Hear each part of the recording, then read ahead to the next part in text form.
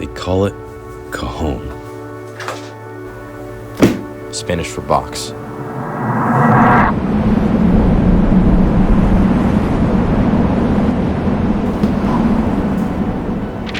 They saw it as an easy access road between the mountains.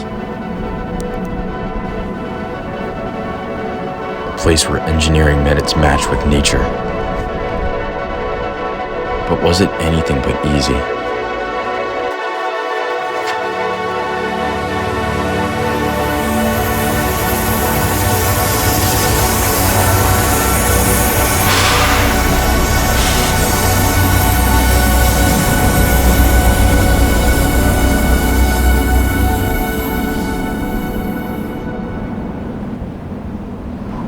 I was lucky. I grew up 30 minutes from Cajon Junction. I can't really see a different way growing up.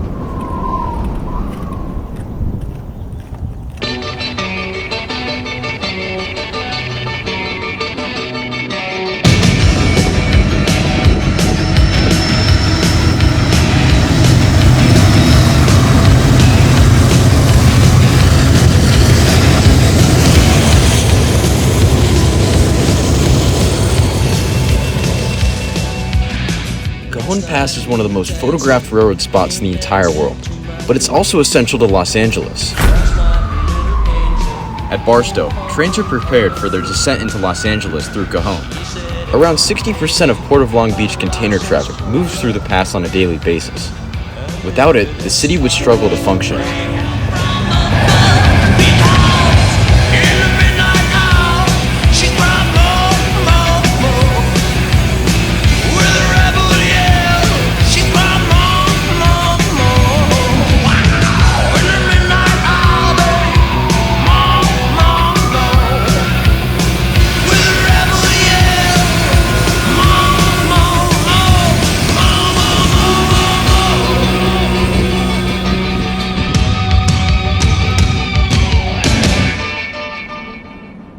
From San Bernardino to Cajon Summit, the railroad climbs nearly 3,000 feet.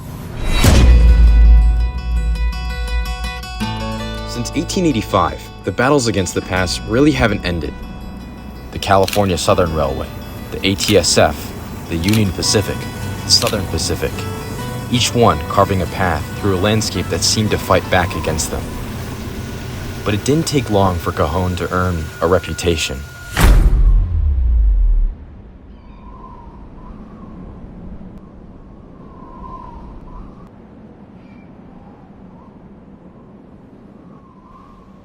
In the early days, the railroads were still trying to learn how to conquer the mountains safely.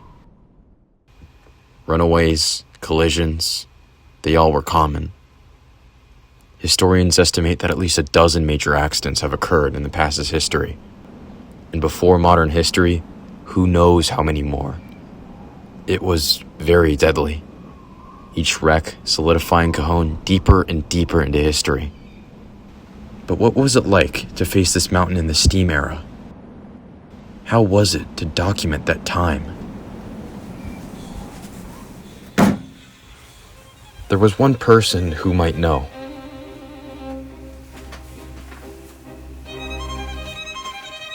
A man who lived here long ago. His name was Chard Walker, the train order operator on Cajon from 1947 to 67. There were many operators there before him. H.B. Davis and his wife, the poems of J.C. Davis. But Chard was different. He speaks of trains at battle.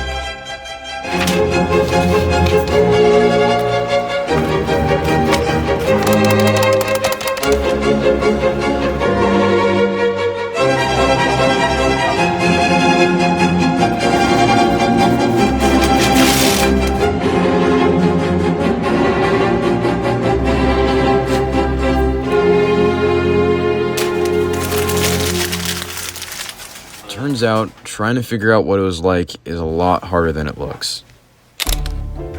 Maybe you're pushing me another direction, Chard. Herb Sullivan. Interesting guy.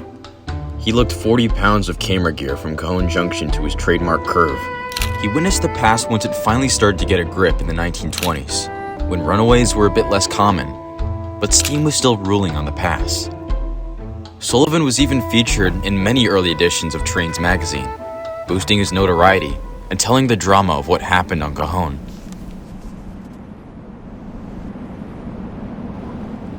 I could probably carry that 30-some-odd pounds too.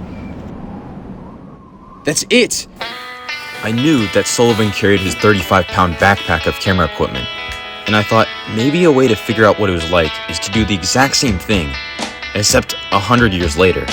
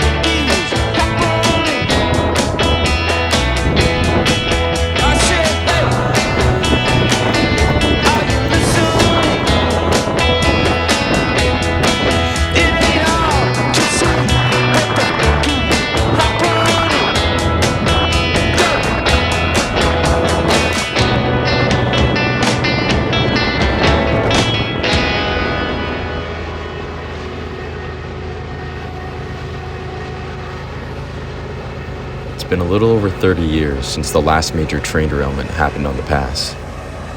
In the late 20th century, a trio of runaway trains forced a reckoning. Out of them came a new set of safety standards that rippled across the United States. Systems like positive train control now stand watch over the rails.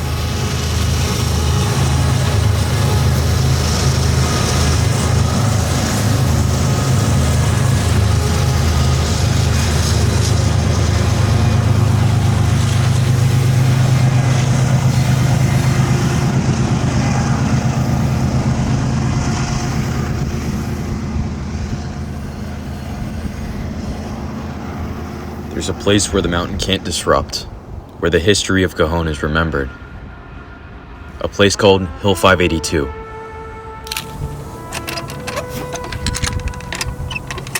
It's maintained by a small, quiet group, the Hill Keepers. One day, I met one. I asked him what Cajon meant to him. He didn't hesitate to answer. "Respect the pass," he said. "It demands it. There's a history here, paid for in lives." And then I asked about you, Chard. Because you weren't just another name here. You were a part of this place. You understood it well enough that they named a control point after you.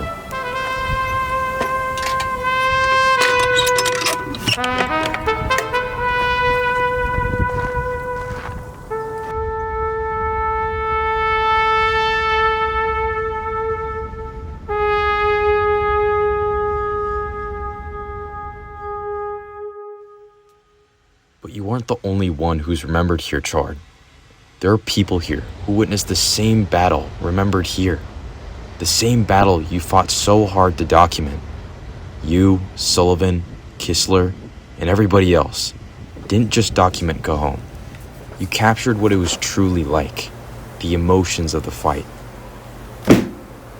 Every image, every story, a record of a steam locomotive resistance against the mountain. And somehow, someway, the pass is still here. The railroads never chose an easier path.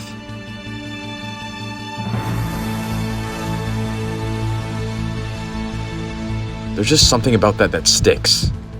Maybe it's the feeling of the human spirit. The feeling that all of that suffering that took place in the early days on the pass meant something. I've looked so hard into this that I think I'm beginning to find my own answers. I can see what you saw, Chard. I still look at these mountains the same way I did when I was young. In the distance, there's always a single light that will bloom. the chanting of 6 diesel locomotives against the grade. A train climbing towards tomorrow. Another train is challenging Cajon.